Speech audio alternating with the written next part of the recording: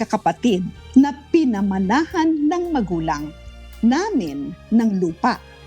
Pero yung 4 ko pong kapatid ay patay na. Yung isa po ay may naiwang 7 anak. Ngayon po, nandoon na po sila nakatira sa lupa ng mga kapatid ko at maliit na porsyento lang po ang ibinigay sa akin. May karapatan po ba akong bawiin ang lupa namin? Tama po ba ang sinabi nila na yung porsyento ko lang ang pwede kong kunin at sila ang maghahati-hati sa nakalaan sa 4 kong kapatid na namatay na? Ayun, napagandang tanong. Ito pong question ay galing po kay Dante. Go ahead po, Attorney Noel. Yes, magandang hapon po sa lahat. Maganda ho yung tanong at komplikado ho yung sagot ng yung mga pamangkin. Una sa lahat, malinaw ang sinasabi ng batas na kapag ka magkakapatid, pantay-pantay. Kaya at kapag ka namatay, paghati-hatian ng naiwan ng magkakapatid. So mali ho yung sinasabi ng mga pamangkin. So ang tama ho dyan, kung 5 silang magkakapatid at 2 na lang naiwan at yung isa doon ay represented na lang ho ng mga pamangkin, no? Ang 5 na share ay paghahatian na lang ho ng 2. Hindi ibig sabihin na porque marami yung pamangkin ay yung pamangkin ay maghati-hati doon sa naiwan ng 4. So, mali ho yung sinasabi ng 4 na yung 7 pamangkin. Dapat, ang division ho dyan, divided by 2 sa 5 share ng magkakapatid na naiwan na magulang.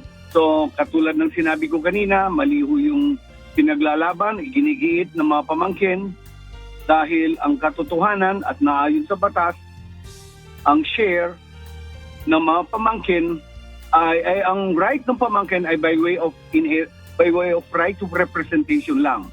So, ang naiwan ng mga kapatid at yung magulang nila, since patay na yung magulang ng magkakapatid, ay 2 lang. So, divided by 2 lang doon sa 5 share ng magkakapatid. Okay.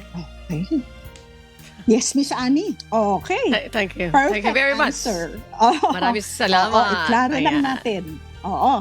Ulitin natin yon ha? Okay. Ganito po, ang sabi po ni Attorney Valerio, kapag meron pong property na naiwanan, kung 5 ang magkakapatid, ay dapat divided into 5. Kahit na po ang isa ay namatay na at marami siyang anak, kailangan po ang kanyang hati na makukuha ay 1/5 pa rin kasi 5 sila eh. So tigba 1/5 po yan. Yung maraming anak na iisa lang, hati-hati sila dun sa 1/5. Ngayon, sabi po ni attorney, kung talagang 2 na lang ang naiwan, please make sure na yung ibang mga kapatid wala ng mga anak, walang mga heirs. Kasi kung meron, kailangan makuha rin din po nila ang 1/5 share. Pero kung 2 na lang, okay, kailangan po yung buong yon hahatiin dun sa 2 naiwan na kapatid na yung isa, yung sinasabi natin ngayon na nagsumulat sa atin, sa kanya yung kalahati, at yung kalahati naman i-divide dito sa mga heirs nung isa na namatay. Okay, Miss Annie, ang very, very clear na dapat maintindihan po ng ating mga kababayan ay hindi ibig sabihin na maraming anak ang isang kapatid ay mas marami silang makukuha. Ang makukuha po nila ay yung share nung magulang nila na namatay, yun lang. So, Miss Annie, babalik tayo. Anong pwedeng gawin? Mag-usap-usap kayo. Kung hindi, kailangan magpa-partition kayo kung walang extrajudicial settlement. Hindi naman pwedeng lugi po kayo. Miss Annie? Okay, yan. Maraming salamat sa dalawang magigiting natin na mga abogado, Attorney Noel Valerio and Attorney Gancayco. Papasalamatan ko rin yung mga kasama ko po sa opisina, the Gancayco, Balasbas and Associates Law Offices, dyan po sa Ermita, Manila, na sila po ang nagre-research po para sa atin. Thank you very much! If you liked or learned from this video, please click subscribe.